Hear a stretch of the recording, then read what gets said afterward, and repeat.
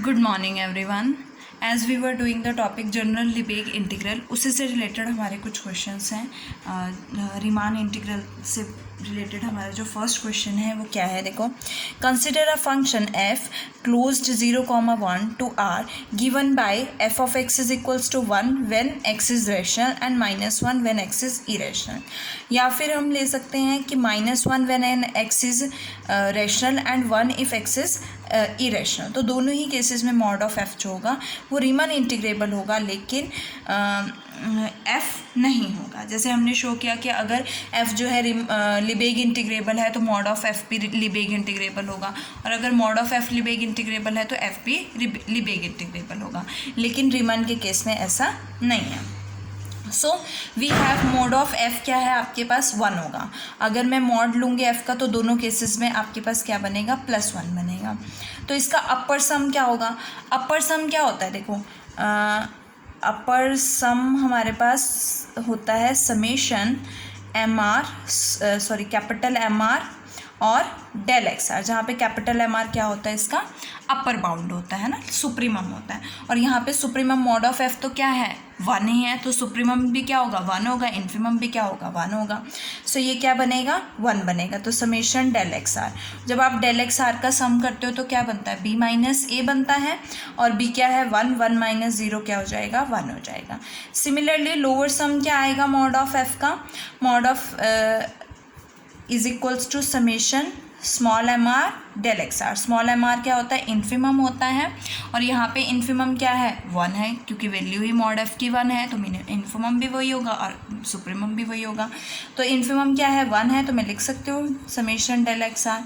तो इसका मतलब क्या हुआ, b minus a that is 1 minus 0 is equal to 1। It means upper sum भी आपके पास 1 आया, लोअर सम भी आपके पास 1 आया। कोई भी हम पार्टीशन p लेंगे क्लोज इंटरवल 0,1 से, तो इसका अपर इंटीग्रल भी क्या बनेगा, अगर मैं इसकी लिमिट लूँगी अपर सम की, तो इसका अपर इंटीग्रल भी क्या बनेगा, 1 बनेगा, और लोअर इंटीग्रल भी क्या बनेगा, 1 बनेगा। तो इट मीन्स मॉड एफ क्या है, दोनों अपर इंटीग्रल लोअर इंटीग्रल के इक्वल होता है, तो फंक्शन कैसे होता है, रीमान इंटीग्रेबल होता है। तो यहाँ पे मॉड एफ क्या हो जाएगा, रीमान इंटीग्रेबल हो जाएगा। अब हमें क्या शो करना है कि एफ रीमान इंटीग्रेबल नहीं है। तो अगर मैं एफ की बात करूँ तो एफ के केस में आपके पास एक -1 है और एक 1 है, तो अपर सम क्या बनेगा, देखो जो सुप्रीमम है वो तो 1 होगा, तो आपके पास 1 ही आएगा।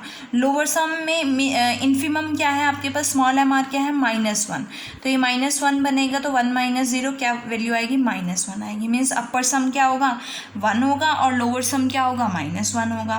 फॉर एनी पार्टीशन, कोई भी हम पार्टीशन पी लेंगे क्लोज इंटरवल 0,1 से, और इसकी अपर इंटीग्रल क्या बनेगा, 1 बनेगा, मतलब इसका इन्फीमम क्या बनेगा, 1 बनेगा, और इसका सुप्रीमम क्या बनेगा, -1 बनेगा। सो अपर इंटीग्रल 1 हो गया, लोअर इंटीग्रल -1 हो गया, और अपर इंटीग्रल लोअर इंटीग्रल के इक्वल नहीं है। इट मीन्स एफ जो है वो रीमान इंटीग्रेबल नहीं है। So here mod of f जो है रीमान इंटीग्रेबल है, लेकिन एफ रीमान इंटीग्रेबल नहीं है। Next example is show that the function f closed 0 to infinity to R defined by, आपके पास फंक्शन क्या दिया हुआ है, sin x upon x when x is not equal to 0 and 0 when x is equal to 0। हमें show करना है कि ये लिबेग इंटीग्रेबल नहीं है over this interval. So to prove that कि लिबेग इंटीग्रेबल नहीं है, देखो लिबेग इंटीग्रेबल क्या होता है, अगर इंटीग्रल आपके पास फाइनाइट आता है, तो अगर ये इंटीग्रल जो है इनफाइनाइट बन जाता है, इट मीन्स ये लिबेग इंटीग्रेबल नहीं होगा। So for this consider the integral 0 to n pi mod of sine x upon x dx। इसको हम लिख सकते हैं summation k is equal to 1 to n integral k minus 1 pi to k pi mod of sine x upon x dx। देखो हम इसको अगर break करेंगे तो हमारे पास यही बनेगा ना, 0 to 1 पाई। अगर मैं इसको देखो ब्रेक करती हूँ तो k इज इक्वल टू 1 के लिए क्या बनेगा, 0, 0 to 1 pi, 1 pi to 2 pi, 2 pi to 3 pi and up to so on. उनका सबका सम करोगे, हम इसको इस तरह से राइट कर सकते हैं summation k is equal to 1 to n integral k minus 1 pi to k pi mod of sine x upon x. Integral solve करने के लिए हमने x को क्या कंसिडर किया है, z प्लस k माइनस 1 पाई। तो x को हमने z प्लस के माइनस 1 पाई पुट किया, डिफ्रेंशिएट करोगे dx किसके इक्वल आएगा, dz के इक्वल आएगा। अब हमें लिमिट्स फाइंड आउट करनी है, तो x जब के अगर मैं x को क्या पुट करती हूँ, के 0 पुट करती हूँ, अगर मैं x को 0 पुट करूँगी तो मेरे पास क्या आएगा, x को k माइनस 1 पाई पुट करेंगे तो देखो क्या आएगा यहाँ पे, k माइनस 1 पाई, और उधर से भी लेफ्ट हैंड साइड आएगा k माइनस 1 पाई, और k माइनस 1 पाई से 1 pi cancel, z is equal to 0, मतलब ये लिमिट लोअर लिमिट क्या आ जाएगी, 0 आ जाएगी। और अगर मैं k पाई पुट करती हूँ x को, तो k pi minus 1 pi is equal to z, that is k pi minus k pi plus pi is equal to z. तो के पाई से के पाई कैंसिल, जेड क्या आएगा, पाई। तो लिमिट्स क्या बनेंगी, 0 टू पाई। अब देखो जेड की वैल्यू जो है 0 से पाई के बीच में, मतलब जेड इज लेस देन पाई। तो हमारे पास इसको लिख सकते हैं कि जेड अगर पाई से लेस है तो जेड प्लस के पाई किससे लेस हो जाएगा, पाई प्लस के पाई से लेस हो जाएगा। पाई माइनस करोगे तो z plus k pi minus pi is less than, pi से पाई कैंसर, के पाई हो जाएगा। और यहाँ से आप लिख सकते हो कि z plus k minus 1 pi is less then के पाई। और अगर z प्लस के माइनस 1 पाई जो है लेस देन के पाई है, तो इसका जो रेसिप्रोकल होगा वो क्या हो जाएगा, ग्रेटर हो जाएगा। तो greater is greater than 1 upon k pi. It means ये value 1 upon this is greater equals to 1 upon k pi हो जाएगा। तो मैं इसको लिख सकती हूँ, summation k is equal to 1 to n integral 0 to pi sine mod of sine z plus k minus 1 pi d z divided by z plus k minus 1 pi. ये किससे ग्रेटर देन इक्वल्स टू हो जाएगी, इससे greater than equals to हो जाएगी। k को बाहर integral से बाहर ले सकते हो, इंडिपेंडेंट ऑफ z है, और पाई को हम समेशन से बाहर ले सकते हैं क्योंकि इंडिपेंडेंट ऑफ के भी है और जेड भी है। तो मॉड ऑफ साइन जेड जो है वो किसके इक्वल होगा, साइन थीटा के इक्वल होगा, क्योंकि 0 से पाई है, 0 से पाई के बीच में साइन जो है ऑलवेज पॉजिटिव होता है। तो मॉड ऑफ साइन जेड को आप साइन जेड लिख सकते हो। तो साइन जेड की इंटीग्रेशन करोगे आपके पास क्या आएगा, माइनस कॉस जेड आएगा। So we get minus cos z 0 to pi. अब देखो यहाँ से आपके पास पाई की वैल्यू पुट करोगे, minus cos pi plus cos 0, minus cos pi आपके पास क्या होता है, यहाँ से 0 आ जाएगा, और कॉस 0 1 है, तो यहाँ से आपके पास कॉस पाई आपके पास माइनस 1 होता है, तो माइनस माइनस प्लस 1 हो जाएगा, प्लस 1 1 प्लस 1 2, तो आपके पास समेशन 2 अपॉन के पाई आएगा। अगर ये वैल्यू देखो इससे ग्रेटर होगी, अब हमें क्या लेनी है, इन्फिनिटी तक, तो limit n approaches to infinity ले लेते हैं।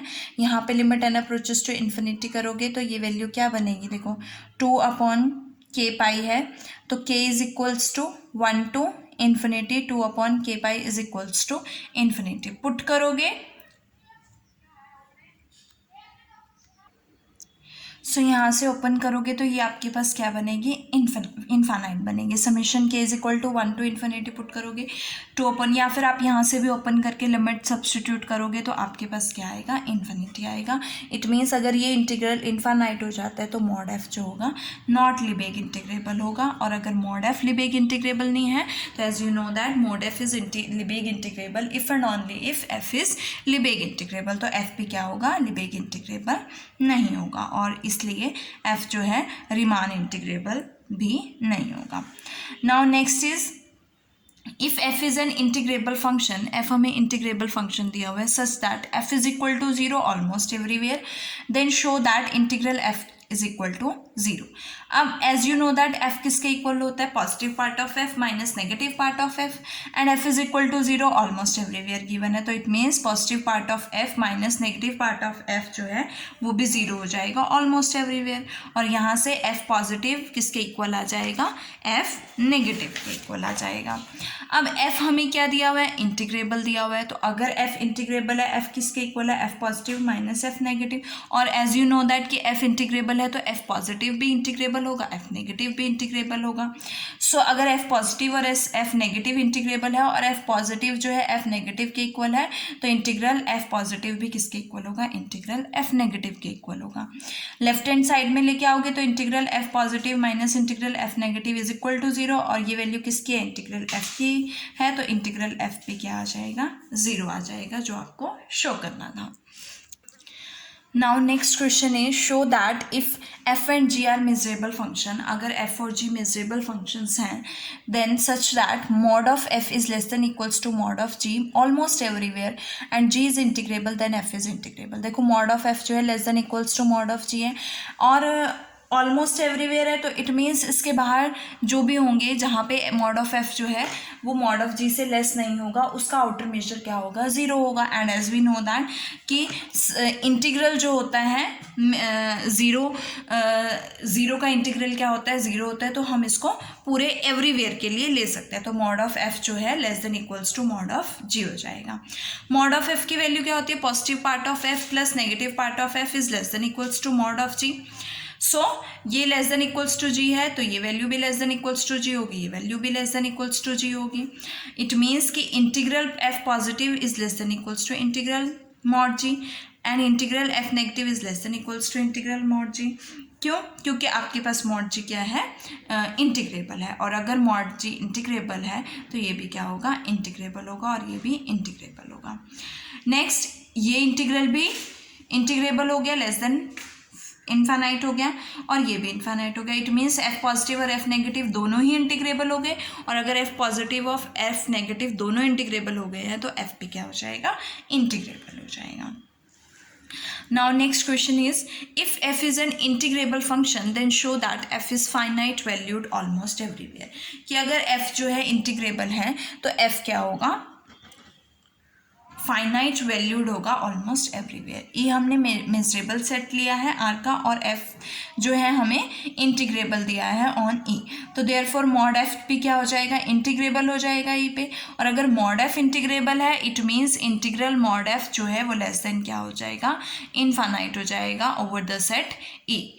Now let us suppose if possible mod F जो है इनफाइनाइट है on a set A set पे, और ए इज कंटेन्ड इन ए जिसका मेजर जो है वो ग्रेटर देन 0 है, then integral mod of f जो है वो किससे ग्रेटर देन इक्वल्स टू होगा, देखो ए इज कंटेन्ड इन ई है, so over the set E जो है integral greater than equals to हो जाएगा ओवर द सेट ए, और जो किसके इक्वल आएगा, n into measure of A के इक्वल आएगा for all n belongs to N. Also mod of f is greater than n on a because mod of f is equals to infinite for all n, but n is arbitrary, तो यहाँ से integral mod of f over e क्या हो जाएगा, infinity हो जाएगा, जो कि क्या है, कॉन्ट्राडिक्शन है। So the m measure of a जो है वो ग्रेटर देन 0 नहीं, मेजर ऑफ a 0 होगा, और अगर मेजर ऑफ a 0 है तो f क्या होगा, फाइनाइट वैल्यूड होगा almost everywhere, means mod of f infinite नहीं क्या होगा, फाइनाइट होगा। Now next question is f be a measurable function and g be an integrable function। Alpha और बीटा हमें दो रियल नंबर्स दिए हैं such that f is greater than equals to alpha and less than equals to beta almost everywhere। So then there exists a real number gamma with gamma is greater than equals to alpha and less than equals to beta such that we have to show that integral f into mod of g is equals to gamma integral mod of g। अब देखो mod of F को क्या लिख सकते हो, mod of f is equal f g is equals to mod of f into mod of g, और f जो है वो greater than equals to alpha and less than equals to beta है। It means mod of f जो है वो किससे less than equals to हो जाएगा, mod of alpha plus mod of beta से। सो यहाँ से आपके पास मॉड ऑफ एफ जी जो है वो किससे लेस देन इक्वल्स टू हो जाएगा, mod of alpha plus mod of beta into mod of g almost everywhere. And g हमें क्या दिया हुआ है, and g is integrable function, तो हमारे पास एफ जी भी क्या हो जाएगा, इंटीग्रेबल हो जाएगा। जी इंटीग्रेबल है, मॉड ऑफ जी इंटीग्रेबल हो जाएगा, तो यहाँ से ये भी क्या हो जाएगा, by the theorem F G जो है इंटीग्रेबल हो जाएगा। अब एफ जो है वो greater than equals to alpha less than equals to beta, mod g multiply कर दिया, टेकिंग इंटीग्रल अगर मॉड जी ज़ीरो है तो ये सभी ज़ीरो हो जाएंगे, तो रिजल्ट वैल्यू होल्ड हो जाएगा। लेकिन अगर नॉन ज़ीरो है तो हम एक रियल नंबर गामा लेंगे सच दैट गामा क्या होगा, integral f mod of g divided by integral mod of g हो जाएगा। तो यहाँ से जब आप इंटीग्रल मॉड ऑफ जी से डिवाइड करोगे तो ये क्या बन जाएगा, गामा बन जाएगा, और gamma greater than equals to alpha हो जाएगा and less than equals to beta हो जाएगा। एंड सच दैट कि गामा यहाँ से वैल्यू क्या आएगी, gamma integral mod of g is equals to integral f mod of g. So we get the real number gamma, जहाँ पे gamma जो है वो अल्फा बीटा के बीच में लाई कर रहा है, greater than equals to alpha and less than equals to beta है, और जो इस कंडीशन को सेटिस्फाई करता है। इसी के साथ इसके एग्जाम्पल्स जो हैं ख़त्म होते हैं। नेक्स्ट वीडियो में हम लिबेक कन्वर्जेंस थ्योरम या लिबेक जिसे हम कहते हैं लिबेक डोमिनेटेड कन्वर्जेंस थ्योरम करेंगे।